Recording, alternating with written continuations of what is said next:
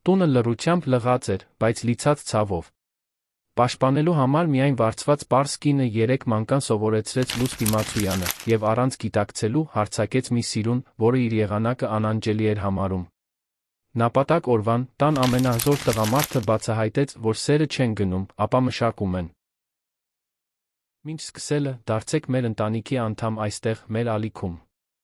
Բաժանորդագրվեք հիմա, դրեք ձեր լայքը, դա անչափ օգնում է մեր աշխատանքին, մեկնաբանություններում գրեք, թե որ քաղաքից եք դիտում։ Ես պաշտում եմ իմանալ, թե մինչ ուր են հասնում մեր պատմությունները։ Անձնական վերելակը բարձրանում էր Երանի ամենահեղինակավոր գործարար շենքի 42 հարկերով։ Արմենը զրահապատ ապակուց դիտում էր քաղաքը, բայց նրա աչքերը չէին տեսնում փողոցների շարժը։ Չէին տեսնում ներքում մրջյունների պես թվացող մեքենաներին, ոչ էլ երեկոյան վառվող լույսերը։ Նրա հայացքը մոլորվել էր շատ ավելի հեռու մի վայրում, մի վայր, ուր գործադիր ժողովներն ու ֆինանսական հաշվետվությունները չէին կարող հասնել։ Քարտուղարուհին չեղարկել էր օրվա վերջին 3 հանդիպումները։ Արմենը որոշեց տուն վերադառնալ ավելի շուտ, մի բան, որ ամիսներ շարունակ տեղի չէր ունեցել։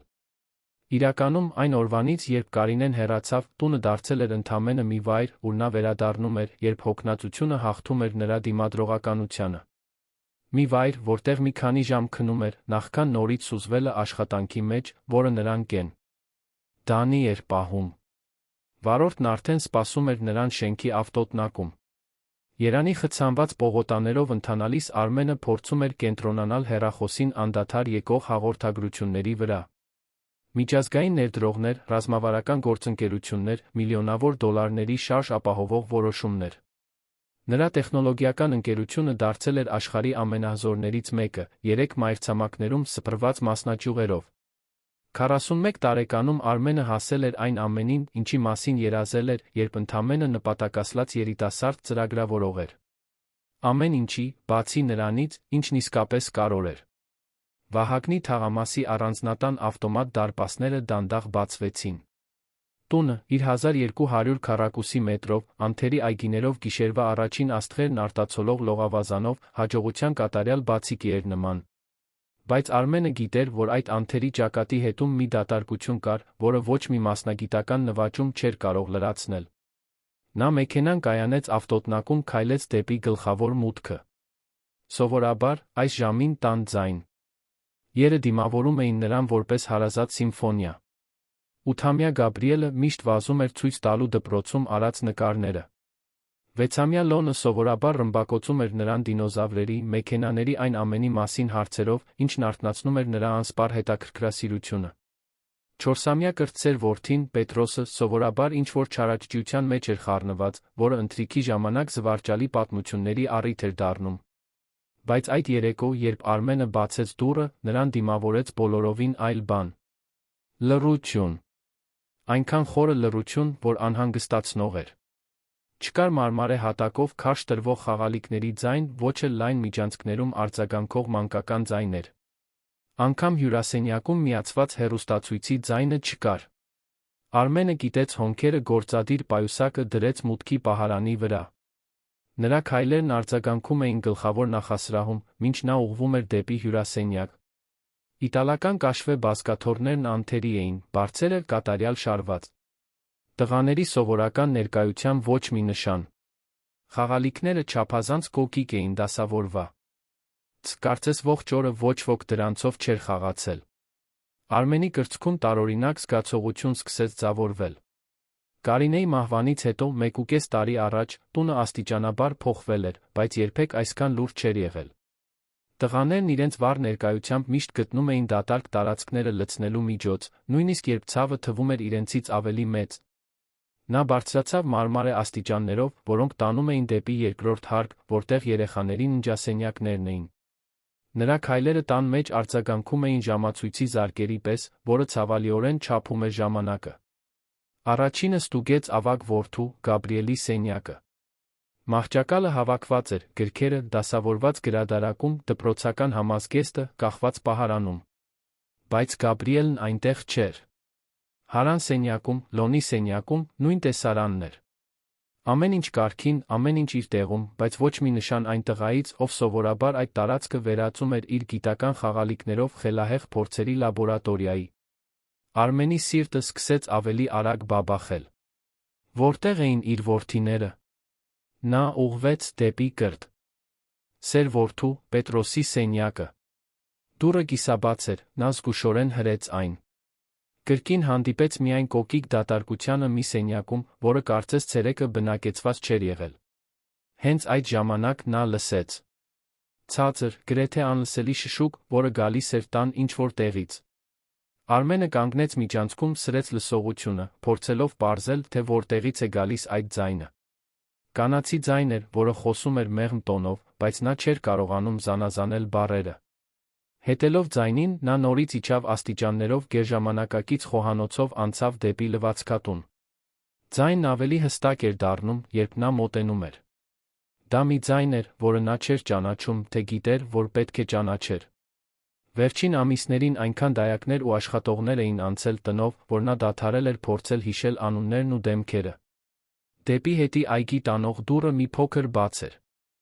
Արմենը մոտեցավ ճեղքի միջով, տեսավ մի տեսարան, որը նրան լիովին քարացրեց։ Այնտեղ, փոքրիկ այգում, որը Կարինեն այդքան սիրով էր նախագծել, նրա 3 որդիներն էին։ Գաբրիելը, Լոնը, Պետրոսը ծնկի էին եկել կանաչ խոտի վրա, կազմելով փոքրիկ շրջան։ Նրանց գլուխները խոնարհված էին, աչքերը փակ, փոքրիկ ձեռքերը միացած։ Եվ նրանց կողքին, նույնպես ծնկի եկած խոտի վրա, մի կին էր, որին Արմենը աղոտ հիշում էր վերջին օրերին տանը տեսնելուց։ Նա հասարակ կին էր, մոտ 50 տարեկան, շագանակագույն մազերը հավաքված համեստ կոսի մեջ, հագին մուգ կապույտ համազգեստ, որն ավելի լավ օրեր էր տեսել։ Ձեռքերում նա փոքրիկ համրիչ էր բռնել, նրա շուրթերը շարժվում էին լուռ աղոթքում։ Բայց այն, ինչն ամենաշատը տպավորեց Արմենին, ոչ թե աղոթքի տեսարանն էր։ Դա իր որդիների դեմքի արտահայտությունն էր։ Գաբրիելը, ով մոր մահից հետո իր տարիքի համար չափազանց լուրջ տղա էր դարձել, դեմքին մի հանգստություն ուներ, որը Արմենը ամիսներ շարունակ չէր տեսել։ Նրա հոնքերը սովորականի պես կիտված չէին, ուսերը չէին կրում փոքր եղբայրներին խնամելու պատասխանատվության զգացումից առաջացած լարվածությունը։ Լոնը, ով Կարինեին կորցնելուց հետո դարձել էր լրակյաց ու ինքնամփոփ երեխա, այնտեղ ներկա էր այնպես, ինչպես Արմենը մոռացել էր, որ հնարավոր է։ Նրա փոքրիկ ձեռքերը ամու բռնել էին կրտսեր եղբոր ձեռքերը, նրա կեցվածքում մի անխռովություն կար, որը հակասում էր վերջին ամիսներին ցուցաբերած մշտական անհանգստությանը։ Պետրոսը, կրտսերը, ով ամեն գիշեր լաց էր լինում, հարցնելով, թե մայրիկը երբ կվերադառնա երկնքից, այնտեղ էր, փակ աչքերով, խորը շնչելով, կարծես մի քանի ակնթարթով կարողանում էր խաղաղություն գտնել իր անպատասխան հարցերի համար։ Եվ նրանք բոլորը միացած էին այն կանացի ներկայությամբ, որին Արմենը հազիվ էր ճանաչում։ Այն կինը, ում վարձել էին ընդամենը տունը մաքուր պահելու համար, դարձել էր շատ ավելի մեծ, շատ ավելի նշանակալի մի բան։ Արմենը անշարժ կանգնած էր դռան հետում, դիտելով այդ տեսարանը զգացմունքների մի խառնուրդով, որը չէր կարողանում լիովին ըմբռնել։ Մի կողմից, նա երախտապարտ էր իր որդիներին խաղաղ պահի մեջ տեսնելու համար։ Մյուս կողմից, մեղավոր էր զգում, որ ինքը չէր այդ մխիթարությունն ապահովողը։ Եվ կար նա երրորդ, ավելի խորը զգացում, որը սպառնալիք էր զգում, ականատես լինելով մի մտերմության, որից ինքն իրեն բացառել էր։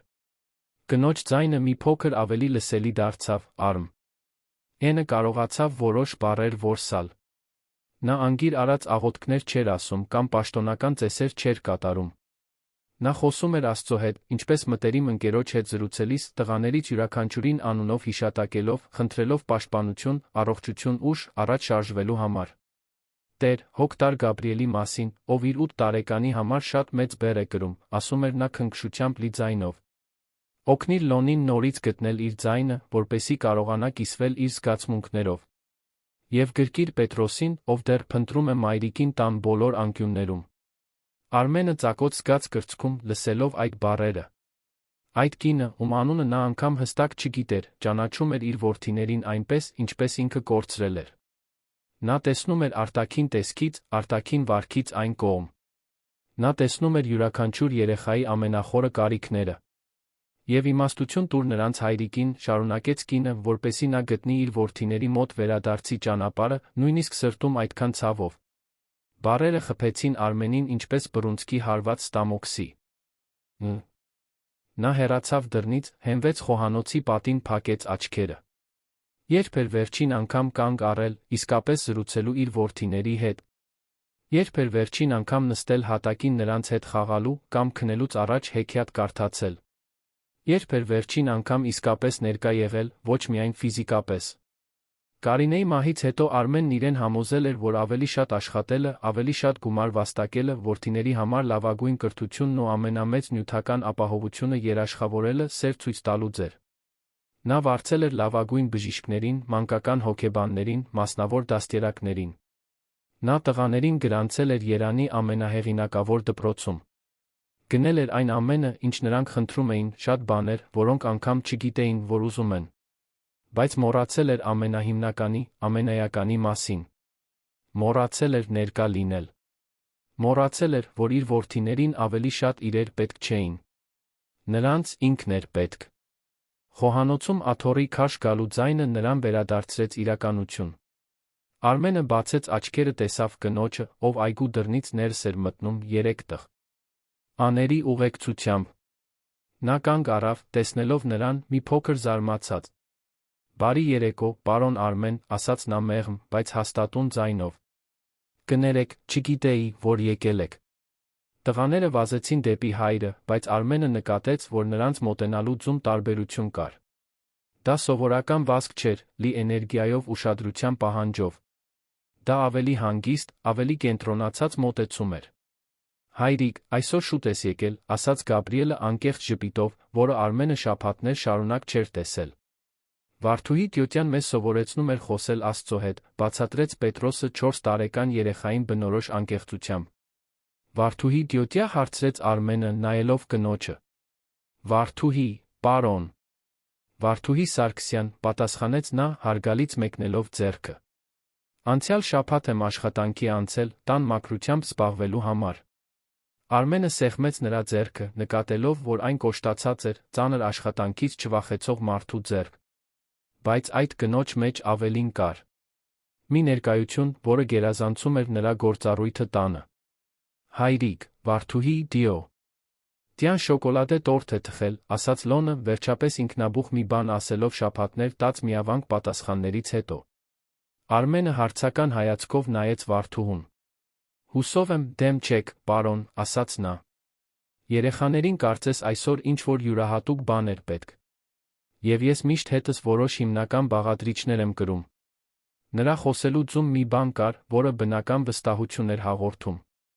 Դա ոչ ստորաքարշություն էր, ոչ էլ չափից դուրս մտերմություն։ Դա պարզապես մի մարդու ներկայություն էր, ով հստակ գիտեր, թե որտեղ է, ինչու է այնտեղ։ «Կարող եմ տեսնել այդ տորթը», հարցրեց Արմենը, զարմացնելով ինքն իրեն անկեղծ հետաքրքրությամբ։ Տղաները նրան տարան խոհանոցի կենտրոնական սեղանի մոտ, որտեղ պարզ, բայց կատարյալ թխված շոկոլադե տորթը սպասում էր սկուտեղի վրա։ Դա բարդ բան չէր, ոչ մի բան, որ կարողանար մրցել ֆրանսիական աղանդերների հետ, որոնք անձնական խոհարարը սովորաբար պատրաստում էր։ Բայց այդ տորթի մեջ մի բան կար, որը Արմենի մտքում հեռավոր հիշողություն արթնացրեց։ Կարինեն սովորաբար նման պարզ տորթեր էր թխում, երբ նրանք նորապսակ էին, դեռ ապրում էին Արաբկիրի փոքրիկ բնակարանում։ Դրանք պարզ բաղադրիչներով պատրաստված տորթեր էին, բայց համեմված սիրով կիսված ընտանեկան մտերմության պահերին, որոնց գոյության մասին նա մոռացել էր։ «Կարող եմ փորձել», հարցրեց Արմենը։ Գաբրիելը մեծ կտոր կտրեց տվեց հորը։ Արմենը համտեսեց զգաց տնական շոկոլադի քաղցր ու հարազատ համը։ Դա ներմուծված բելգիական շոկոլադ չէր, որը նա սովորաբար օգտագործում էր։ Դա սովորական կակաոյի փոշի էր, խառնված ցորենի ալյուրի շաքարավազի հետ։ Բայց այն տան համ ուներ, որը նա վաղուց չէր զգացել։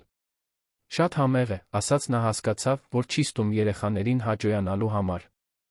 Նա անկեղծ էր։ «Վարդուհի Տյոտյան ասաց, որ հաջորդ անգամ մենք կարող ենք օգնել պատրաստել», ասաց Պետրոսը, աչքերը փայլելով սպասումից։ Արմենը նայեց Վարդուհուն, ով համեստ ժպիտով հետում էր զրույցին։ Նրա մեջ մի բան կար, որը հետաքրքրում էր նրան։ Դա ոչ միայն պատրաստելու կամ մաքրելու կարողությունն էր։ Դա այն ձն էր, որով նա կարողանում էր սովորականության պահեր ստեղծել մի տանը, որը մոռաց ելեր, թե ինչ է սովորականը։ «Վարդուհի», ասաց նա, «այսօր կարող եք մի քանի րոպե ավել մնալ։ Կցանկանայի ձեզ հետ խոսել»։ «Իհարկե, պարոն Արմեն», պատասխանեց նա։ «Միայն կավարտեմ խոհանոցը հավաքելը»։ Մինչ վարդուհին հավաքում էր տորթի համար օգտագործած սպասքը, Արմենը դիտում էր իր որդիներին։ Նրանք այլ տեսք ունեին։ Ոչ թե լիովին փոխված, բայց հաստատ ավելի թեթացած։ Գաբրիելը չուներ այն մտահոգ արտահայտությունը, որը մշտապես կրում էր։ Լոնը ցածրաձայն մի երգ էր մրմնջում, որը Արմենը չէր ճանաչում։ Պետրոսը նկարում էր թղթի վրա, կենտրոնացած, բայց առանց այն լարվածության, որը սովորաբար ուղեկցում էր նրա զբաղմունքներին։ «Տղաներ», ասաց Արմենը, «ինչ կասեք, գնանք հյուրասենյակ միասին ֆիլմ դիտենք»։ Առաջարկն ընդունվեց ոգորությամբ, բայց զուսպ ոգորությամբ, կարծես չէին ուզում խախտել տանը հաստատված հանգստության մթնոլորտը։ Մինչ երեխաները գնում էին հյուրասենյակ, Արմենը մոտեցավ վարդուհուն։ «Շնորհակալ եմ», ասաց նա պարզապես։ «Տորթի համար», հարցրեց նա համեստ ժպիտով։ «Այն ամենի համար, ինչ այսօր արեցիք նրան»։ «Ց համար», պատասխանեց Արմենը։ Հստակ չգիտեմ ինչ էր դա, բայց շաբաթներ շարունակ իմ որդիներին այսպիսին չէի տեսել։ Վարդուհին դադարեց ձեռքերը սրբիչով չորացնելուց ուղիղ նայեց նրան։ Հայացքը խաղաղ էր, բայց թափանցող։ «Պարոն Արմեն», ասաց նա, «ձեր որդիները յուրահատուկ տղաներ են։ Նրանք պարզապես պետք է իմանան, որ մենակ չեն»։ Այս բառերի մեջ մի բան կար, որը խորապես արձագանքեց Արմենի ներսում։ Գուցե որովհետև ինքն էլ վաղուց իրեն մենակ էր զգում։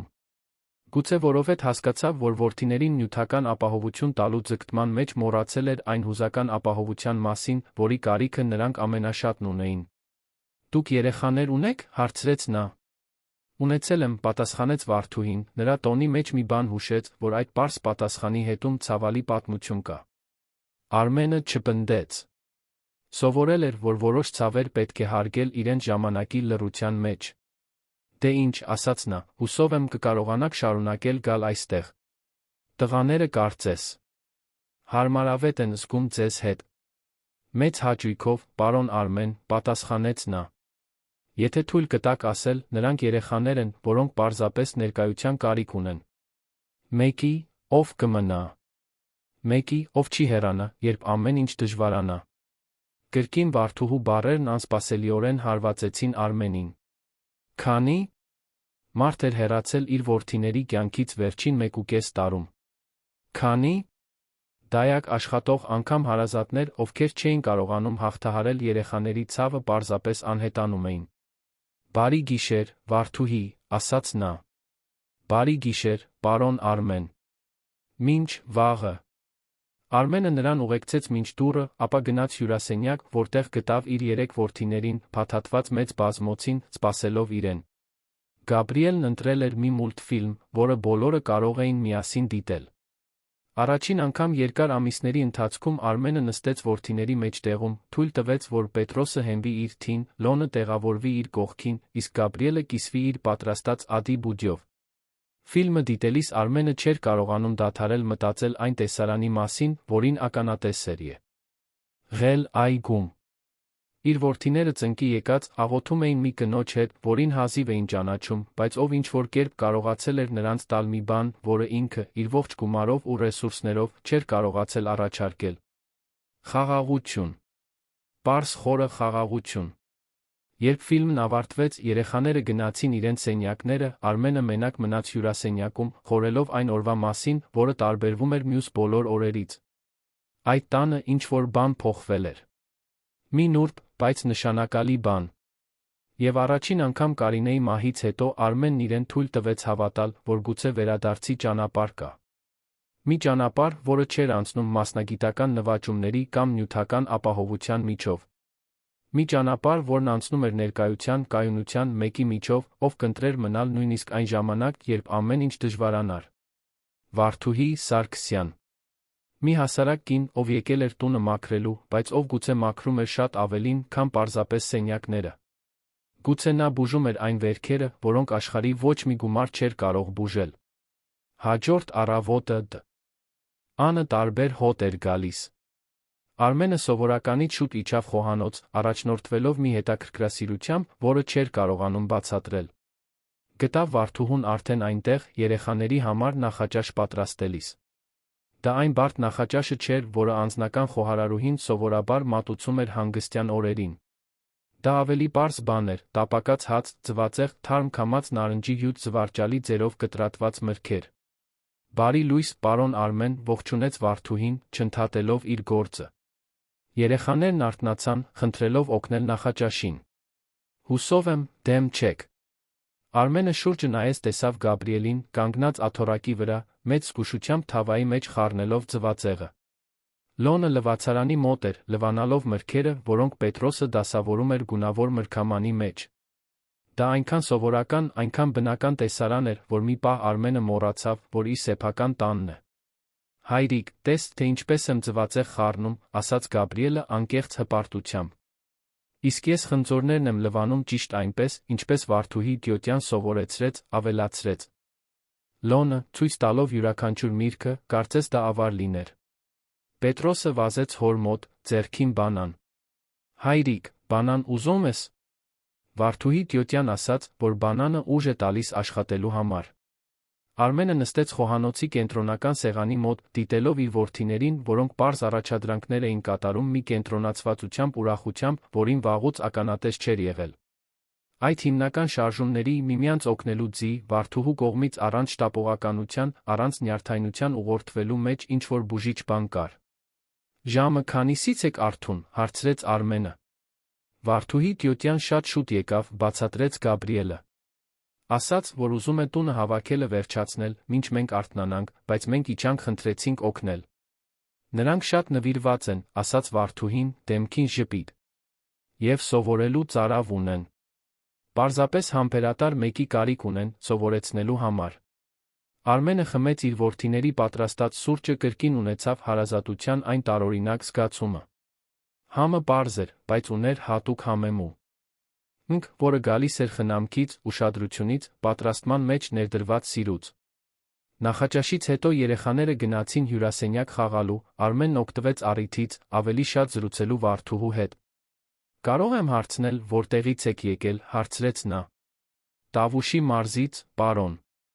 Դիլիջանի մոտ գտնվող մի փոքրիկ քաղաքից, պատասխանեց նա, շարունակելով սպասքը լվանալ։ Մի քանի տարի առաջ եկել եմ Երան, աշխատանք փնտրելու։ Իսկ ձեր ընտանիքը այնտեղ մնաց։ Վարդուհին մի պահ կանգ առավ, նրա ձեռքերն անշարժացան լվացարանի ջրի վրա։ Մայրս դեռ այնտեղ է ապրում։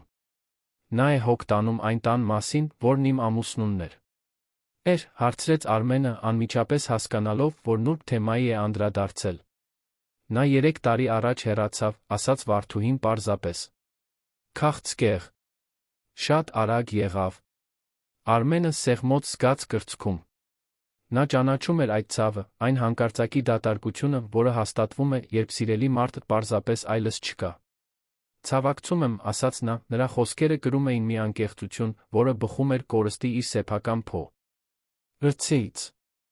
Շնորհակալ եմ, պատասխանեց Վարդուհին։ Սկզբում դժվար էր։ Հատկապես որովհետև հետում թողեցի 2 երեխաների, որոնք գրեթե մեծացել էին։ Բայց նրանք հասկացան, որ ես պետք է նորից սկսեմ հիշողություններից հեռու։ Դուք երեխաներ ունեք, հարցրեց Արմենը զարմացած։ Այո։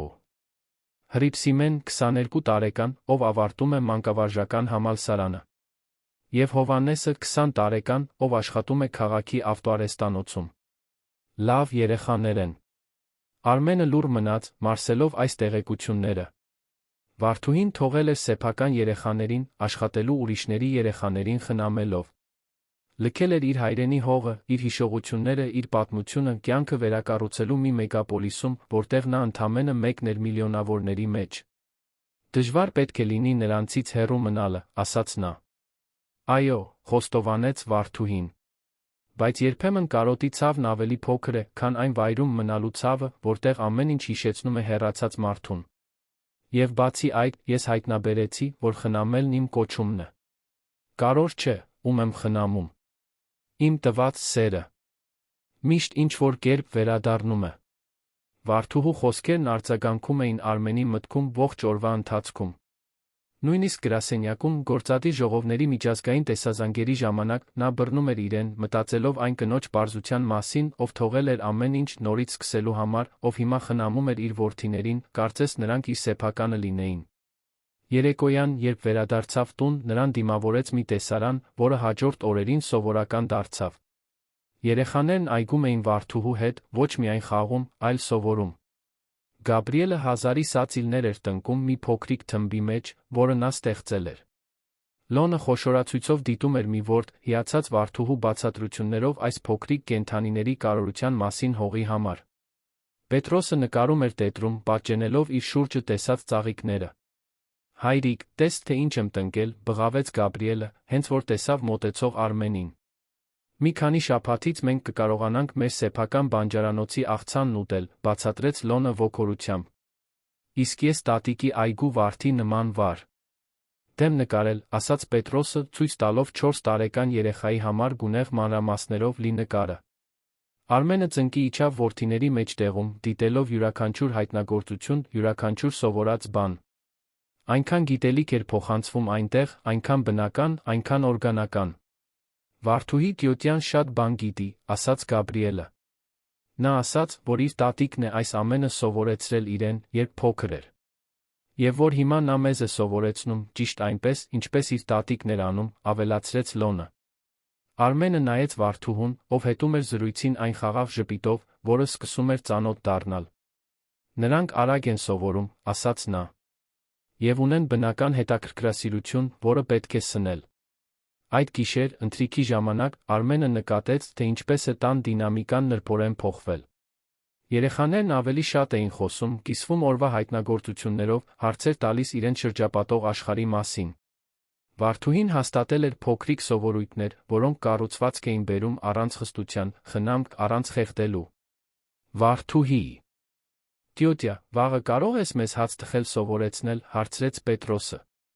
«Եթե ձեր հայրիկը թույլ տա», պատասխանեց նա, նայելով Արմենին։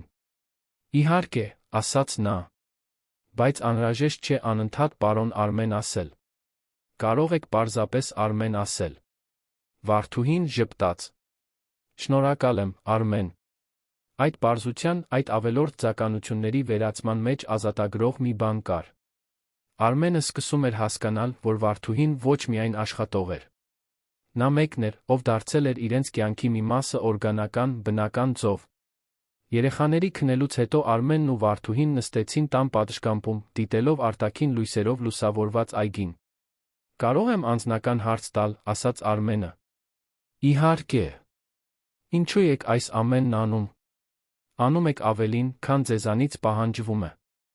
Վարդուհին մի քանի ակնթարթ լուռ մնաց, կարծես ճիշտ բառերն էր փնտրում։ «Երբ ամուսինս մահացավ», ասաց նա վերջապես, «ես ինձ լիովին կորցրած էի զգում։ Այլս չգիտեի, թե ով եմ առանց նրա։ Երեխաներս արդեն մեծացել էին, անկախ էին։ Ես ինձ անպետք էի զգում, առանց նպատակի»։ Նա դադար տվեց, նայելով երկնքում սկսող հայտնվել աստղերին։ Եկա երան, մտածելով, որ դա պարզապես մասնագիտական նոր սկիզբ կլինի։ Բայց երբ սկսեցի աշխատել տներում, որտեղ երեխաներ կային, հայտնաբերեցի, որ նրանք ինձ վերադարձնում էին մի բան, որը կարծում էի ընդմիշտ կորցրել եմ։ Օգտակարության, կարողության զգացումը։ Հայտնաբերեցի, որ իմ ցավը կարող էր խնամքի վերածվել այլ մարդկանց համար, ովքեր նույնպես տառապում էին։ Արմենը ուշադրությամբ լսում էր յուրաքանչյուր բառը, դրանցում ճանաչելով իր սեփական զգացմունքների արձագանքները։ «Ձեր որդիները», շարունակեց Վարդուհին, «անցնում են նույն բանի միջով, ինչի միջով ես անցա։ Նրանք կորցրել են շատ կարևոր մեկին, փորձում են հասկանալ, թե ինչպես շարունակեն ապրել առանց այդ մարդու։ Տարբերությունն այն է, որ նրանք չափազանց փոքր են, դա միայնակ հաղթահարելու համար։ Եվ դուք գիտեք, թե ինչպես օգնել նրանց, որովհետև նույնի միջով եք անցել», եզրակացրեց Արմենը։ «Ճիշտ այդպես։ Դա խղճահարություն կամ կարեկցանք չէ։ Դա ճանաչում է։ Դա մի ցավ է, որը խոսում է մեկ այլ ցավի հետ գտնում բուժվելու ուղիներ»։ Արմենը կոկորդում կոշտուկ զգաց։ Ամիսներ շարունակ նա փորձում էր պատասխաններ գտնել մանկական հոգեբանության գրքերում, մասնագետների հետ խորհրդակցություններում, թերապևտների մոտ, ովքեր ժամի համար հսկայական գումարներ էին պահանջում։ Բայց Տավուշի մարզից մի հասարակ կին կարողացել էր մի քանի օրում անկեղծ կապ հաստատել իր որդիների հետ։ «Եվ ինչպե՞ս եք դա անում», հարցրեց նա։ «Ինչպե՞ս եք կարողանում հասնել նրանց այնպես, ինչպես ես չեմ կարողանում»։ Ներկայությամբ, պատասխանեց Վարդուհին առանց վարանելու։ Իսկական ներկայությամբ։ Դա նույն միջավայրում լինելը չէ։ Դա հուզականորեն հասանելի լինելն է։ Դա նրանց աչքերի մեջ նայելն է, երբ նրանք խոսում են։ Դա ոչ միայն բառերը լսելն է, այլ այն, ինչ նրանք փորձում են հաղորդել բառերի հետում։ Ես շատ եմ աշխատում, ասաց Արմենը, կարծես արդարանալով։ Գիտեմ։ Եվ նրանք էլ գիտեն։ Բայց աշխատանքը սեր չէ, Արմեն։ Հաջողությունը սեր չէ։ Նյութական ապահովությունը սեր չէ։ Սերը ժամանակ է։ Սերը ուշադրություն է։ Սերը մնալու ընտրությունն է, երբ ավելի հեշտ կլիներ հեռանալ։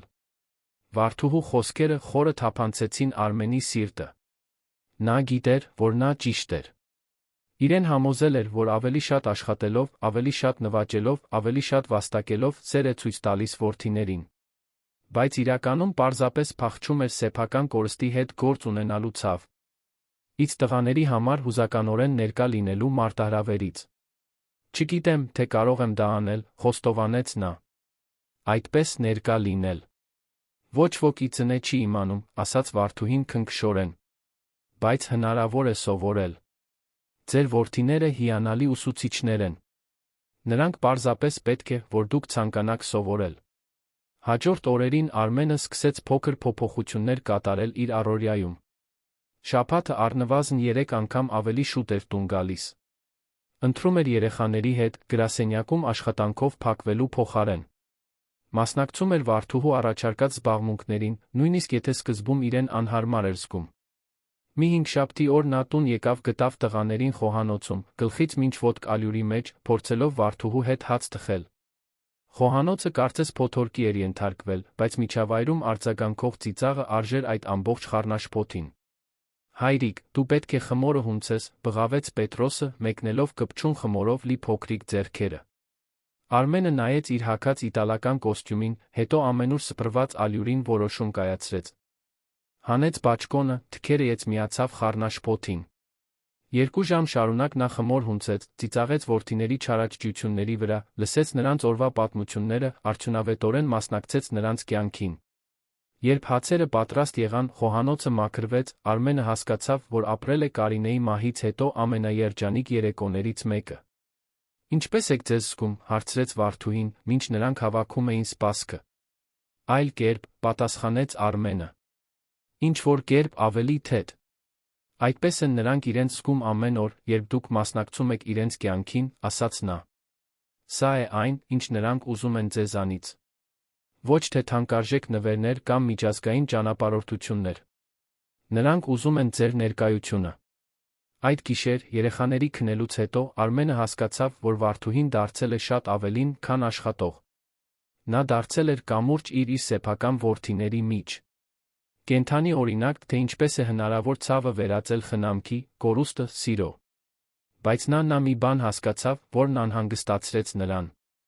Նա սկսել էր կախվածություն ունենա այդ ներկայությունից։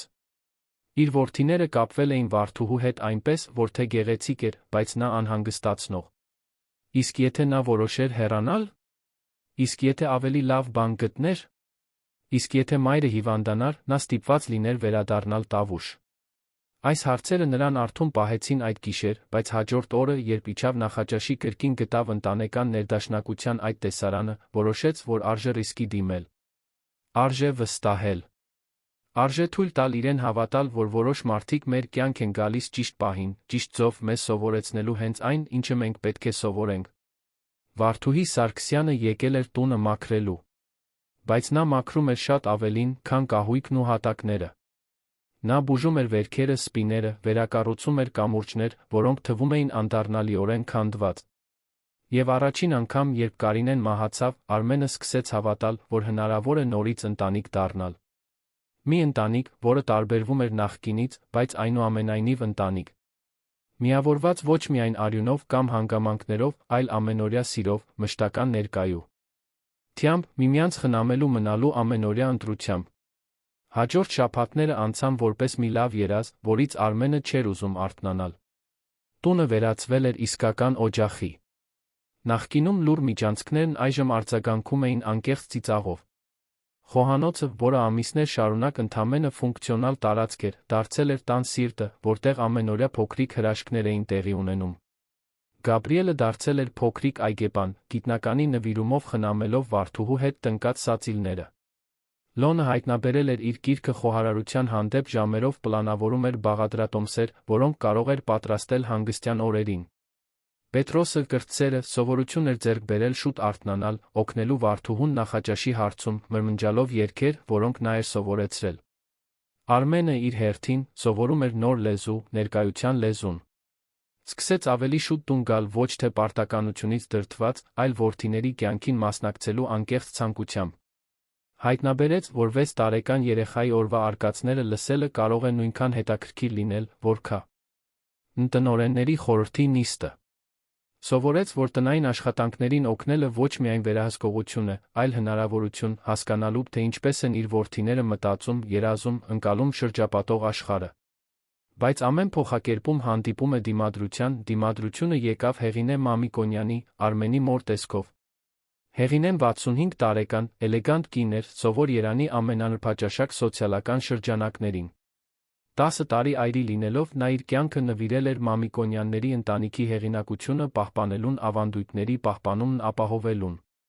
Հեղինեի համար յուրաքանչյուր ընտրություն ընտանեկան կարգավիճակի արտացոլում էր, յուրաքանչյուր որոշում հանրային հայտարարություն այն մասին, թե ովքեր էին նրանք հասարակության մեջ։ Նա պահանջկոտ կեսուր էր եղել Կարինեի համար, միշտ գտնելով նուրբ ձեր քննադատելու հարսի ընտրությունները։ Երբ Կարինեն մահացավ, Հեղինեն բնականաբար ստանձնեց թոռների դաստիարակության վերահսկիչի դերը, պարբերաբար այցելելով տուն կարծիք հայտնելով ամեն ինչի մասին, սկսած նրանց հաճախած դպրոցից մինչ հագած հագուստը։ Մի հինգշաբթի առավոտ Հեղինեն տուն եկավ առանց նախազգուշացման, ինչպես սովոր էր։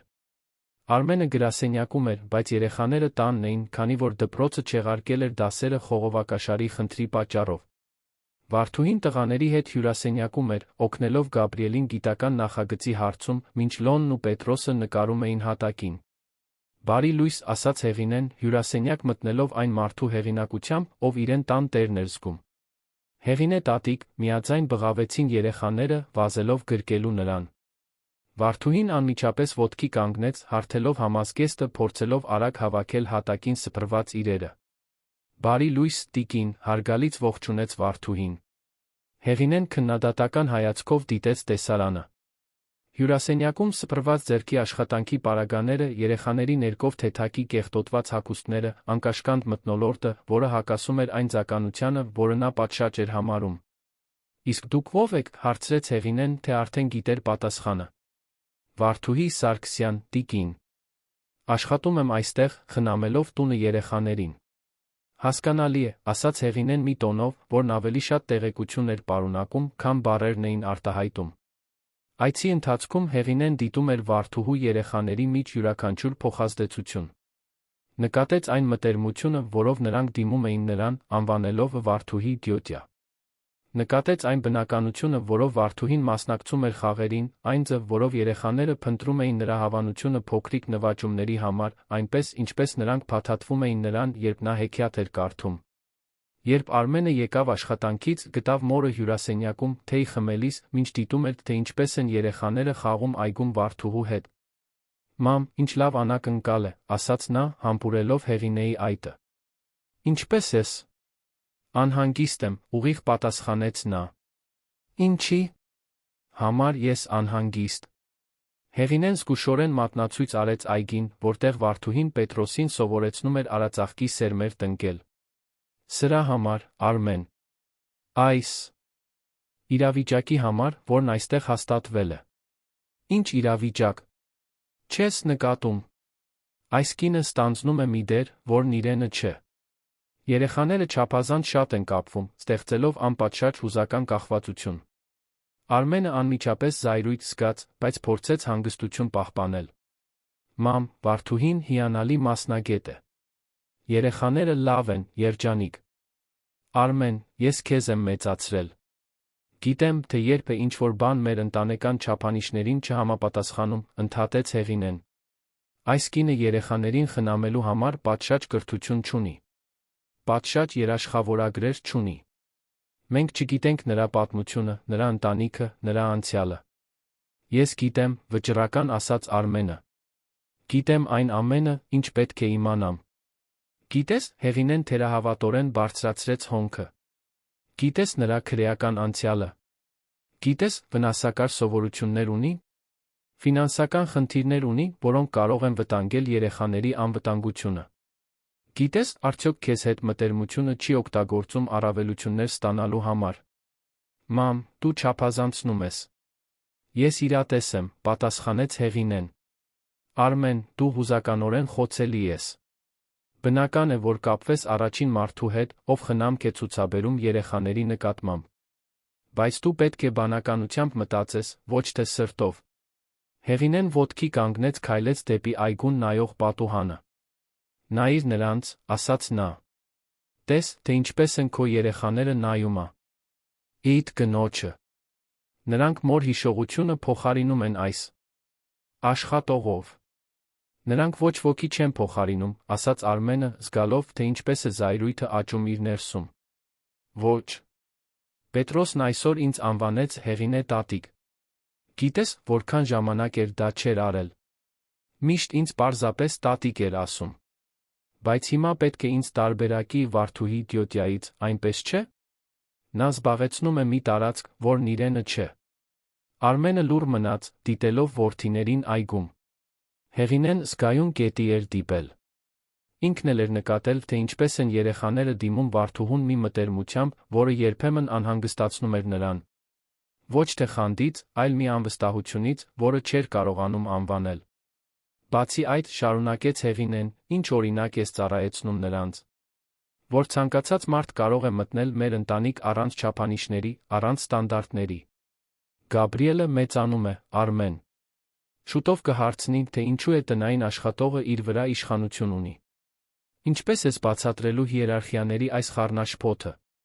Դա խառնաշփոթ չէ, ասաց Արմենը, բայց ձայնն ավելի քիչ վստահ էր։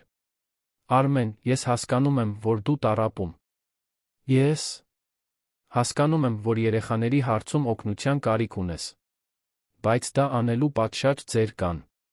Կարող ենք որակավորված տնային կառավարչուհի վարձել մանկավարժական կամ հոգեբանական կրթությամբ։ Մեկին, ով հասկանում է մեր դիրքի ընտանիքի համար պատշաճ արարողակարգերը։ Հեղինեն մոտեցավ որդուն, ձեռքը դրեց նրա ուսին։ Որդիս, դու շփոթում ես երախտագիտությունը կարիքի հետ։ Շփոթում ես հարմարավետությունը պատշաճության հետ։ Այս կինը կարող է շատ լավը լինել իր գործում, բայց նա հարմար չէ իմ թոռների դաստիարակության համար։ Արմենը ծանր նստեց բազկաթոռին, զգալով մոր խոսքերի ծանրությունը։ Մի կողմից, նա ընդունում էր, որ նրա ասածի մեջ որոշ ճշմարտություն կա։ Վարդուհին դարձել էր շատ ավելին, քան աշխատող, գուցե դա լիովին առողջ չէր։ Ինչ ես առաջարկում, հարցրեց նա, թե արդեն վախենում էր պատասխանից։ Որ դու լինես պատասխանատու հայր հասուն որոշում կայացնես, պատասխանեց Հեղինեն։ Ազատիր այս կնոջը հարգալից ձով, մենք կփնտրենք երեխաներին խնամելու համար հարմար մեկին։ Մեկին կրթությամբ, երաշխավորագրերով մեր ընտան։ Իքին համապատասխան անցյալով։ Այդ գիշեր, երեխաների քնելուց Վարդուհու հեռանալուց հետո, Արմենը մենակ մնաց իր կասկածների հետ։ Մոր խոսքերն արձագանքում էին նրա մտքում, խառնվելով այն մեղքի անորոշության զգացումներին, որոնք նա կրում էր Կարինեի մահից ի վեր։ Արդյոք նա անպատասխանատու էր վարվում։ Արդյոք իր հուզական պակասը խաթարում էր իր դատողությունը։ Արդյոք նա երեխաներին ենթարկում էր ավելորդ ռիսկերի, վստահելով մեկին, ում այդքան քիչ ժամանակ էր ճանաչում։ Հաջորդ առավոտ Արմենն արթնացավ մի որոշմամբ, որը նրան սրտխառնոց էր պատճառում, բայց որը նրա բանականությունը պնդում էր, որ ճիշտ է։ Սպասեց, մինչ երեխաները դպրոց գնացին, Վարդուհուն կանչեց զրուցելու։ Վարդուհի, պետք է ձեզ հետ խոսեմ, ասաց նա, նկատելով, թե ինչպես նա անմիջապես զգաց նրա տոնի լրջությունը։ Իհարկե, Արմեն։ Ինչ-որ բան է պատահել։ Նա խորը շունչ քաշեց, հավաքելով քաջություն այն բառերի համար, որոնք չէր ուզում արտասանել։ Ես պետք է վերանայեմ մեր իրավիճակն այստեղ, սկսեց նա։ Երեխաները շատ են կապվել ձեզ հետ։ Ավելի շատ, քան պատշաճ կլիներ։ Վարդուհին անշարժ մնաց, բայց Արմենը տեսավ, թե ինչպես ինչ-որ բան հանգավ նրա աչքերում։ Հասկանում եմ, ասաց նա պարզապես։ Դա ձեզ սխալի պատճառով չէ, շտապեց բացատրել Արմենը։ Դուք հիանալի եք նրանց հետ։ Պարզապես։ Գուցե ես թույլ տվեցի, որ ամեն ինչ չափազանց հեռու գնա։ Չափազանց հեռու, կրկնեց Վարդուհին, նրա ձայնում խորը տխրություն կար։ Երեխաները պետք է հասկանան հիերարխիաներ, սահմաններ։ Պետք է սովորեն, որ ոչ բոլոր մարդիկ են մնում ընդմիշտ։ Ես չեմ կարող անիրատեսական սպասումներ ստեղծել։ Վարդուհին դանդաղ գլխով արեց, յուրաքանչյուր բառն ընդունելով որպես ֆիզիկական հարված։ Երբ կցանկանայիք, որ ես հեռանամ, հարցրեց նա, վերադառնալով ձական դիմելածին։ Շաբաթվա վերջին, ասաց Արմենը, ատելով իր բերանից դուրս եկող յուրաքանչյուր բառը։ Իսկ երեխաները։ Ինչպես եք բացատրելու նրանց։ Արմենը դրա մասին չէր մտածել։ Իրականում փորձել էր չմտածել, թե ինչպես Գաբրիելը, Լոնն ու Պետրոսը կարձագանքեն Վարդուհու հեռանալուն։ Մի կերպ կանեմ, ասաց նա անվստահ։ Վարդուհին ոտքի կանգնեց, հարթեց համազգեստը թեթակի դողացող ձեռքերով։ Արմեն, ասաց նա, ուղիղ նայելով նրա աչքերին, կարող եմ մի խորհուրդ տալ։ Նա գլխով արեց։ Թույլ մի տվեք, որ վիրավորվելու վախը խանգարի ձեզ սիրել։ Ոչ ձեզ, ոչ էլ ձեր որդիներին։ Եվ այս խոսքերով նա հեռացավ, ավարտելու իր աշխատանքի վերջին օրը։ Շաբաթվա մնացած մասում Արմենը նկատեց աստիճանական փոփոխություն երեխաների վարքագծում։ Նրանք կարծես զգում էին, որ ինչ-որ բան այն չէ, թե Վարդուհին պահպանում էր իր սովորական առօրյան։ Օդում լարվածություն կար, զգացողություն, որ ինչ-որ կարևոր բան շուտով կորչելու է։ Գաբրիելը, ամենաուշադիրը, առաջինը հարցրեց. Հայրիկ, Վարդուհի Տյոտյան ինչ-որ բանից տխուր է, հարցրեց նա հինգշաբթի օրվա ընթրիքի ժամանակ։ Ինչու ես այդպես մտածում, հարցրեց Արմենը, փորձելով ձայնը անփույթ պահել։ Նա այսօր ավելի քիչ ժպտաց։ Եվ ավելի քիչ երգեր երգեց։ Լոնը համաձայնեց։ Եվ նա մեզ ավելի շատ գրկեց, քան սովորաբար։ Կարծես հրաժեշտ էր տալիս։ Պետրոսը, փոքր երեխաներին բնորոշ ինտուիցիայով, ուղիղ հարցրեց. Վարդուհի Տյոտյան գնալու է, հայրիկ։ Արմենը զգաց, թե ինչպես է աշխարհը փլուզվում, տեսնելով իր երեք որդիների աչքերը հառած իրեն, սպասելով մի պատասխանի, որը նա չգիտեր ինչպես տալ։ Երբեմն մարդիկ պետք է այլ ճանապարհներով գնան, ասաց նա թույլ։ Հաջորդած լռությունը խլացուցիչ էր։ Գաբրիելը հրեց ափսեն, լիովին կորցնելով ախորժակը։ Լոնը սկսեց նյարդայնորեն խաղալ անձեռոցիկի հետ։ Պետրոսը պարզապես սկսեց լաց լինել։ Չեմ ուզում, որ նա գնա, ասաց Պետրոսը հեկեկոցների միջից։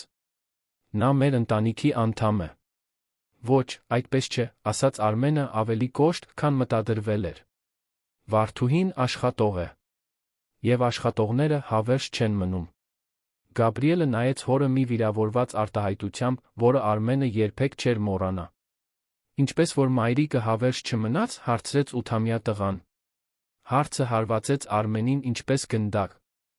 Նա ուշ հասկացավ, որ Վարդուհուն որդիների կյանքից հեռացնելով կրկնում էր կորստի այն օրինաչափությունը, որից նրանք այդքան վախենում էին։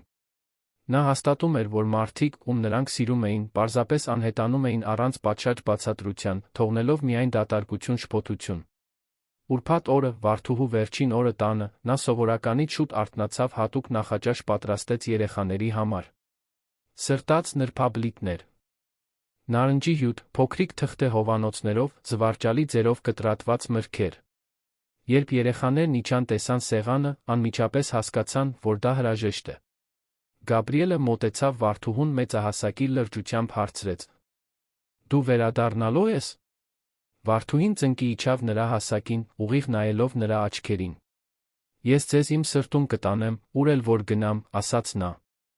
Եվ դուք միշտ կկարողանաք ինձ գտնել այն բաների մեջ, որոնք միասին սովորել ենք։ Այն բանջարանոցում, որը տնկել ենք։ Այն բաղադրատոմսերում, որոնք պատրաստել ենք։ Այն պատմություններում, որոնք պատմել եմ։ Լոնն ու Պետրոսը միացան գրկախառնությանը, չորսով նրանք կանգնած էին այնտեղ, գրկախառնված խոհանոցում, փորձելով որսալ մի պահ, որը գիտեին, որ մոտենում է իր ավարտին։ Արմենը հեռվից դիտում էր, միաժամանակ իրեն զգալով հրեշ պատասխանատու հայր։ Նա ճիշտ բան էր անում սխալ պատճառներով, թե սխալ բան, ճիշտ պատճառներով։ Այլս չգիտեր։ Երբ եկավ Վարդուհու հեռանալու ժամանակը, նա փոքրիկ գրություններ թողեց երեխաների բարձերի տակ։ Գրություններ, սիրո, քաջալերանքի ուղերձներով խոստումով, որ իսկական սերը երբեք լիովին չի անհետանում։ Եվ դուրս եկավ մուտքի դռնից, տանելով միայն փոքրիկ ճամպրուկ համոզմունք, որ հետում է թողնում 3 երեխաների, որոնց սովորել էր սիրել որպես սեփական։ Մի մարդու, ով իր կյանքի սխալն էր գործում, վախենալով ավելի մեծ սխալ գործելուց։ Երկուշաբթին եկավ որպես մռայլ օր, ծանրացած զղջումով։ Տունն արթնացավ այլ կերպ, կարծես անգամ պատերն էին զգում վարդուհու բացակայությունը։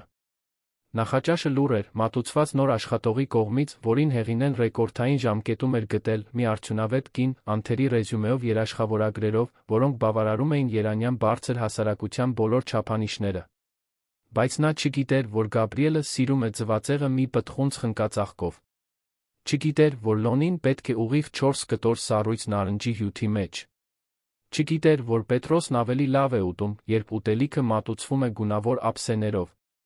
Եվ ամենակարևորը չգիտեր, թե ինչպես լրացնել այն հուզական դատարկությունը, որը հաստատվել էր այդ տանը։ Գաբրիելը հրաժարվեց նախաճաշել։ Նստեց սեղանի մոտ, նայեց կատարյալ դասավորված ուտելիքի ափսեին, պարզապես ասաց, որ սոված չէ։ Լոնը լուռ, մեխանիկորեն կերավ, կարծես ուտելիքը համ չուներ։ Պետրոսը 3 անգամ հարցրեց, թե որտեղ է Վարդուհի իդիոտյան ամենը։ Նա այլս այստեղ չի աշխատում, պատասխանից նրա աչքերն ավելի էին լցվում արցունքներով։ Արմենը դիտում էր այս ամենը կրծքում աճող սեղմոցով։ Փորձում էր ուրախացնել երեխաներին, խոսելով հանգստյան օրերի, հնարավոր զբոսանքների, գնելիք նվերների մասին։ Բայց պատասխանները միավանք էին, հայացքները՝ հեռու։ Երբ երեխաները դպրոց գնացին, Արմենը մենակ մնաց իր մտքերի հետ։ Տունն անթերի էր։ Նոր աշխատողը չափազանց գրագետ էր։ Բայց օդում սառնություն կար, կյանքի բացակայություն, որը նա չէր կարողանում անտեսել։ Գրասենյակում փորձում էր կենտրոնանալ աշխատանքի վրա, բայց միտքը մշտապես վերադառնում էր տուն։ Ինչպես էին երեխաները դպրոցում։ Ինչպես էին քնել նախորդ գիշեր։ Գաբրիելը գտել էր Վարդուհու գրությունը։ Պետրոսը դադարել էր նրան փնտրել միջանցքներում։ Հեղինեն ընկերություն եկավ կեսօրին, այն գոհունակ ժպիտով, որը բնորոշ է կարևոր խնդիր լուծած մարդուն։ Ինչպես են երեխաները նոր աշխատողի հետ, հարցրեց նա, նստելով Արմենի սեղանի դիմացի բազկաթոռին։ Լավ, ստեց նա։ Ես ասացի, որ այդպես ավելի լավ կլինի։ Մարգարիտան 15 տարվա փորձ ունի առաջնակարգ ընտանիքների հետ։ 3 լեզվով է խոսում, առաջին բուժօգնության դասընթացներ է անցել, մեքենա վարել գիտի։ Ճիշտ այն է, ինչ ձեզ պետք է։ Արմենը գլխով արեց, բայց խոսքերը դուրս էին գալիս առանց համոզմունքի։ Այո, նա գրագետ է թվում։ Արմեն, դու ճիշտ որոշում ես կայացրել, ասաց Հեղինեն, նկատելով որդու տատանումը։ Մի քանի շաբաթից երեխաներն անգամ չեն հիշի այդ նախորդ իրավիճակը։ Բայց Հեղինեն սխալվում էր։ Երեխաները չմոռացան։ Հաջորդ շաբաթներին նրանք կարծես թարամեցին ջուր չստացած բույսերի պես։ Գաբրիելը կրկին իր տարիքի համար չափազանց լուրջ արտահայտություն ուներ։ Լոնը վերադարձավ այն լռությանը, որը բնորոշ էր մոր մահից հետո առաջին ամիսներին։ Պետրոսը սովորություն ձեռք բերեց թաքնվել խոհանոցի սեղանի տակ, կարծես փնտրում էր մեկին, ում չէր կարողանում գտնել։ Բանջարանոցը, որը Վարդուհին օգնել էր Գաբրիելին տնկել, սկսեց թառամել խնամքի պակասից։ Բաղադրատոմսերի տետրը, որը Լոնը ստեղծում էր, լքվեց դարակում։ Պետրոսը դադարեց նկարել, կրկին սկսեց գիշերները թրջել անկողինը, մի վարքագիծ, որը հաղթահարել էր ամիսներ առաջ։ Արմենը փորձում էր փոխհատուցել բացակայությունը, ավելի շատ ներկա լինելով, բայց հասկանում էր, որ իր ներկայությունը միայնակ բավարար չէ։ Կար մի յուրահատուկ տեսակի խնամք, որն առաջարկում էր Վարդուհին, սիրելու մի առանձնահատուկ ծ, որը նա չէր կարողանում կրկնօրինակել, որքան էլ որ ջանար։ Մի առավոտ, Վարդուհու հեռանալուց 3 շաբաթ անց, Արմենն իջավ նախաճաշի գ.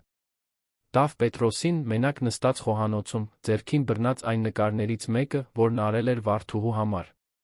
Հայրիկ, ասաց 4-ամյա տղան մի լրջությամբ, որը կոտրեց Արմենի սիրտը, ինչու են մարդիկ, ում մենք սիրում ենք, միշտ գնում։ Հարցն արձագանքեց խոհանոցում որպես ցավի ճիչ։ Արմենը ծնկի իջավ որդու հասակին, ուղիղ նայելով նրա արցունքոտ աչքերին։ Ոչ բոլոր մարդիկ են գնում, որդիս։ Մայրիկը գնաց, ասաց Պետրոսը։ Վարդուհի իդիոտյան գնաց։ Էլ ո՞վ է գնալու։ Այդ պահին Արմենը լիովին հասկացավ իր գործած սխալը։ Վարդուհուն որդիների կյանքից հեռացնելով, վախենալով, որ նրանք չափազանց շատ կկապվեն, նա հաստատել էր նրանց ամենամեծ վախը։ Որ սերը ժամանակավոր է, որ կարևոր մարդիկ միշտ հեռանում են առանց պատշաճ բացատրության։ Գաբրիելը հայտնվեց խոհանոցում այդ պահին, դեռ գիշերանոցով, աչքերն ուռած մեկից, ով լաց էր եղել գիշերը։ «Հայրիկ», ասաց նա, «երեկ երազումս Վարդուհի Տյոտյային տեսա։ Նա այգում էր, բանջարանոցն էր խնամում, երգում էր այն երգը, որը միշտ երգում էր»։ Լոնն իջավ անմիջապես հետո, նույնպես տխուր, ձեռքին բռնած իր լքած բաղադրատոմսերի տետրը։ «Հայրիկ, կարծում ես, Վարդուհի Տյոտյան լավ է», հարցրեց Լոնը։ «Կարծում ես, նա ուրիշ ընտանիք է գտել խնամելու»։ Այն միտքը, որ Վարդուհին խնամում է ուրիշ երեխաների, ուրիշներին առաջարկելով այն սերը, որի կարիքն իր որդիներն այդքան ունեին, դանակի հարվածի պես էր Արմենի կրծքին։ «Հայրիկ», ասաց Գաբրիելը այն վաղաժամ հասունությամբ, որը ձեռք էր բերել մոր մահից հետո, «դու Վարդուհի Տյոտյային ուղարկեցիր, որովհետև նա բավականաչափ կարևոր չէր մեր ընտանիքի համար»։ «Ոչ», արագ ասաց Արմենը։ «Դրա համար չէր»։ «Ապա ինչի» համար, պնդեց Գաբրիելը։ «Նա ինչ-որ սխալ բան արեց»։ «Նա մեզ ինչ-որ կերպ վնասեց»։ Արմենը նայեց իր երեք որդիներին, որոնք բոլորն այնտեղ էին խոհանոցում, սպասելով մի բացատրության, որը նա չգիտեր ինչպես տալ։ Ինչպես բացատրել, որ նա հեռացրել էր այն մարդուն, ով ամենաշատ սերն էր նրանց առաջարկել վերջին տարիներին, սոցիալական ճնշումների պատճառով։ Ինչպես բացատրել, որ նա ընտրել էր այն, ինչը պատշաճ էր, այլ ոչ թե այն, ինչը անհրաժեշտ էր։ Նա ոչ մի սխալ բան չի արել, խոստովանեց նա վերջապես։ Բացարձակապես ոչինչ։ Ապա ինչու նա չի կարող վերադառնալ, հարցրեց Պետրոսը երեխայի պարզ տրամաբանությամբ։ Արմենը երկար պահ լուռ մնաց։ Հետո նայեց իր երեք որդիներին, մի որոշում կայացրեց, որը կփոխեր ամեն ինչ։ Դուք ուզում եք, որ նա վերադառնա, հարցրեց նա։ Երեքն էլ միաժամանակ պատասխանեցին, ավելի շատ էներգիայով, քան ցուցաբերել էին շաբաթներ շարունակ։ Այո։ Ուրեմն գնանք նրա հետից, ասաց Արմենը։ Հաջորդ ժամը խառնաշփոթ էր։ Արմենը չեղարկեց օրվա բոլոր պարտավորությունները, խնդրեց քարտուղարուհուն հետաձգել շաբաթվա հանդիպումները։ Մինչ երեխաները հագնվում էին, նա զանգահարեց այն գործակալություն, որը վարձել էր Վարդուհուն, փորձելով տեղեկություններ ստանալ, թե որտեղ է նա։ Պարոն, աշխատողը դեռ նոր տեղ չի գտել, տեղեկացրեց օպերատորը։ Նա վերադարձել է իր հայրենի քաղաքը, Տավուշի մարզ։ Ճիշտ որտեղ, հարցրեց Արմենը, արդեն գրի առնելով տեղեկությունները։ Դիլիջան։ Նա թողել է իր մոր հասցեն, որպես կոնտակտային տվյալ։ Արմենը կանչեց երեխաներին, որոնք վազելով իջան, ուսապարկերը մեջքներին աչքերը փայլելով սպասումից։ Մենք ճանապարհորդության ենք գնում, ասաց նա։ Ճանապարհորդության մի շատ կարևոր մարդու հետից։ Ճանապարհորդությունը մինչ Դիլիջան տեց մի քանի ժամ կանգառներով ուտելու, վառելիք լիցքավորելու երեխաների հանգստի համար։ Ճանապարհին Արմենը ժամանակ ունեցավ խորհելու այն ամենի մասին, ինչ տեղի էր ունեցել։ Մտածեց մոր խոսքերի, սոցիալական ջն. շումների, պատշաճության հասկացությունների մասին, որոնց թույլ էր տվել որոշել իր ընտրությունները։ Բայց հիմնականում մտածում էր Վարդուհու մասին։ Թե ինչպես նա հայտնվեց իրենց կյանքում ճիշտ պահին, առաջարկելով հենց այն, ինչի կարիքն ունեին։ Մշտական ներկայություն, անպայմանական սեր, համոզմունք, որ ինչ-որ մեկը կմնա նույնիսկ այն ժամանակ, երբ ամեն ինչ դժվարանա։ Երեխաները քնեցին ճանապարհի մեծ մասը, հոգնած օրվա հուզմունքից։ Բայց ամեն անգամ, երբ արթնանում էին, հարցնում էին, թե արդեն հասնում են, թե շուտով կտեսնեն Վարդուհի Տյոտյային։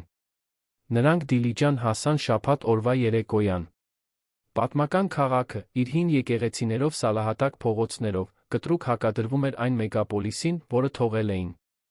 Արմենը հետեց գրի առած հասցեին գտավ մի պարզ, բայց խնամված տուն, պատմական կենտրոնի մի հանգիստ փողոցում։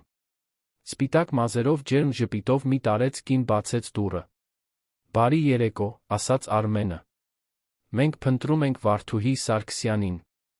Տարեց կինը, որը ակնհայտորեն Վարդուհու մայրն էր, նայեց Արմենին, ապա նրա հետում թաքնված երեք երեխաներին։ Դուք երանի ընտանիքն եք, ասաց նա ոչ թե հարցի, այլ հաստատման տեսքով։ Վարդուհին շատ է խոսել ձեր մասին։ Որտեղ է նա, հարցրեց Գաբրիելը մի քայլ առաջ գալով։ Եկեղեցում, պատասխանեց կինը, մատնացույց անելով։ բլրի գագաթը, որտեղ երում էր հին եկեղեցու զանգակատունը։ Նա միշտ երեկոյան ժամերգության է գնում, երբ տխուր է։ Արմենը շնորհակալություն հայտնեց, նրանք ուղղվեցին դեպի եկեղեցի։ Սալահատակ փողոցներով քայլքը լուռ էր, յուրաքանչյուրը կորած իր մտքերի սպասումների մեջ։ Դիլիջանի եկեղեցիներից մեկը լիքն էր երեկոյան պատարագի համար։ Արմենն ու երեխաները զգուշորեն ներս մտան, հավատացյալների մեջ փնտրեցին Վարդուհուն։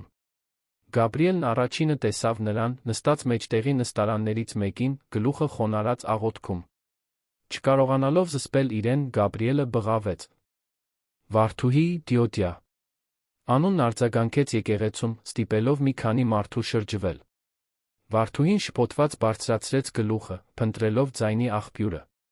Երբ տեսավ Գաբրիելին, որը վազում էր եկեղեցու կենտրոնական միջանցքով, հետից Լոնն ու Պետրոսը, Վարդուհին անմիջապես ոտքի կանգնեց, աչքերը լցվելով արցունքներով։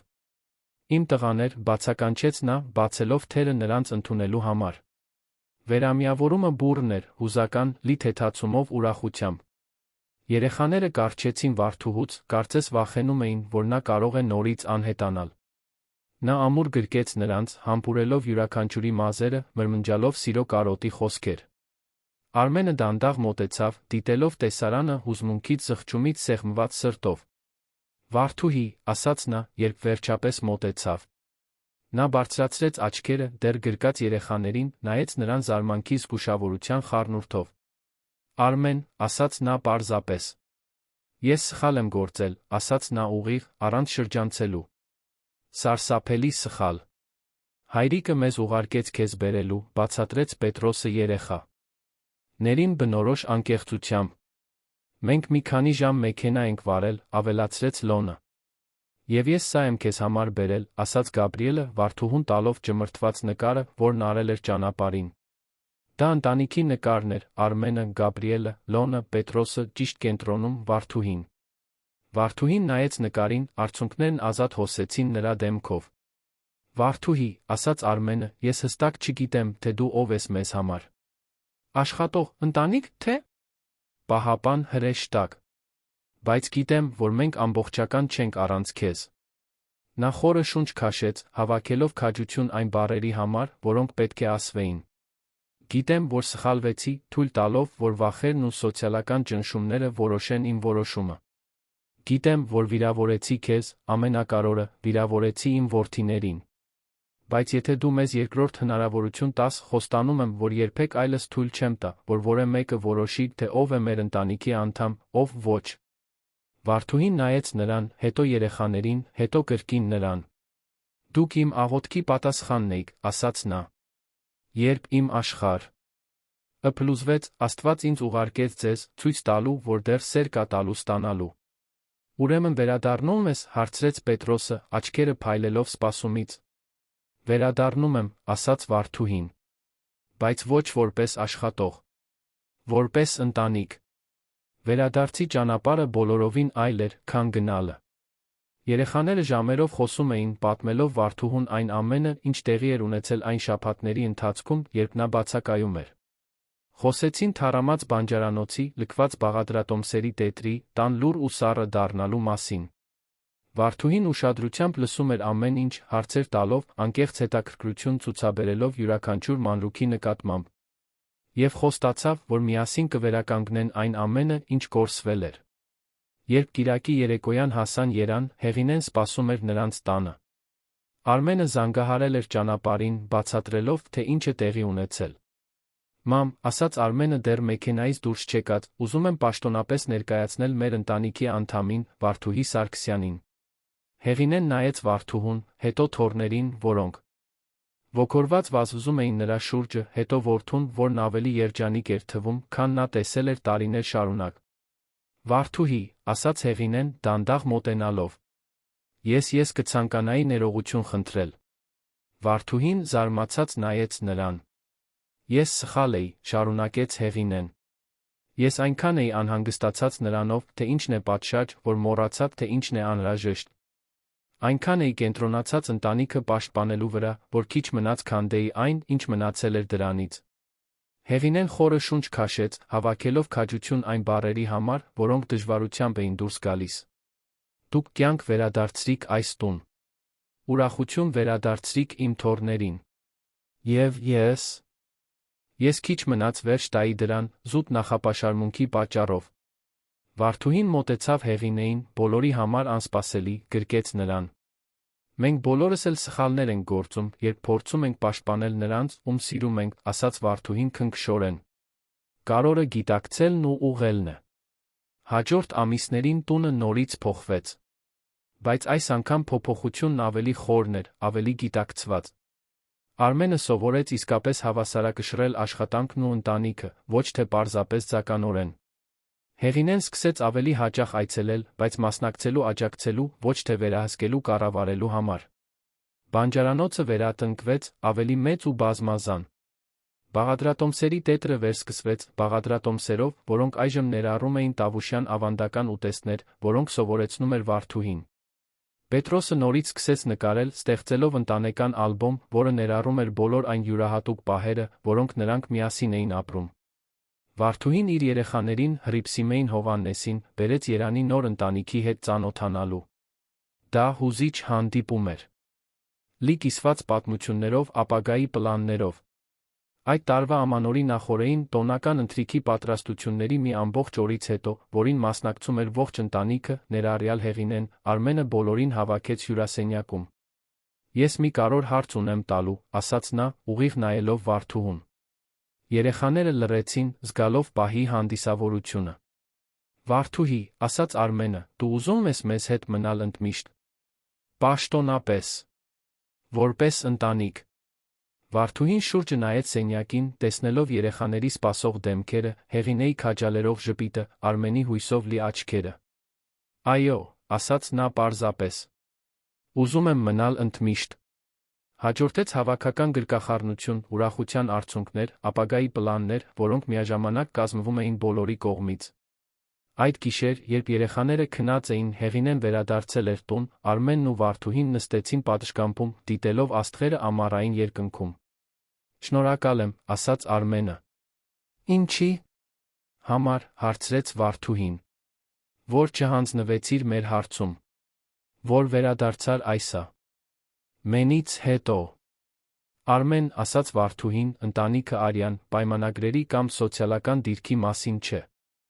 Այն մնալու ընտրության մասին է։ Այն ամեն օր սիրելու ընտրության մասին է, նույնիսկ երբ դժվար է։ Նա դադար տվեց, նայելով լուսավորված տանը, որտեղ 3 երեխաներ հանգիստ քնած էին։ Եվ դուք այն ընտանիքն էիք, որը ես ընտրեցի։ Ոչ թե որովհետև հարմար էր կամ հեշտ, այլ որովհետև իսկական սերը ճանաչում է իսկական սիրուն։ Տարիներ անց, երբ Գաբրիելն ավարտեց դպրոցը, Լոնը հայտնաբերեց իր կոչումը գաստրոնոմիայում, Պետրոսը դարձավ տաղանդավոր նկարիչ, նրանք բոլորը իրենց դարձածի մեծ մասը վերագրում էին իրենց կյանքում վարդուհու մշտական ներկայությանը։ Նրանք սովորեցին, որ ընտանիքը ամենօրյա ընտրություն է։ Որ սերը ներկայություն է։ Որ որոշ մարդիկ մեր կյանք են գալիս ոչ թե դատարկ տեղեր լրացնելու, այլ մեզ սովորեցնելու, որ մենք երբեք իսկապես դատարկ չենք եղել, պարզապես սպասել ենք ծաղկելու ճիշտ պահին։ Եվ այսպես, սիրելի ունկնդիրներ, ավարտվում է Արմենի, Գաբրիելի, Լոնի, Պետրոսի վարդուհու պատմությունը, մի ընտանիքի, որը ծնվեց ոչ թե արյունից, այլ սիրելու մնալու որոշումից։ Եթե այս պատմությունը հուզեց ձեր սիրտը, եթե դուք ձեզ ճանաչեցիք կորստի ցավի կամ նոր սկզբի հույսի մեջ, թողեք ձեր լայքը ներքում բաժանորդագրվեք մեր ալիքին։ Ուզում ենք իմանալ մեկնաբանություններում։ Այս պատմության որ պահն ամենաշատը հուզեց ձեզ։ Երբ ապրել եք ընտանիք գտնելու փորձ այնտեղ, որտեղ ամենաքիչն էիք սպասում։ Կիսվեք մեզ հետ, որովհետև սիրո հաղթահարման յուրաքանչյուր պատմություն արժանի է տոնվելու։ Ամեն օր, այստեղ մեր ալիքում, մենք բերում ենք պատմություններ, որոնք բացահայտում են մարդկային փորձառության ամենախորը ճշմարիտ կողմը։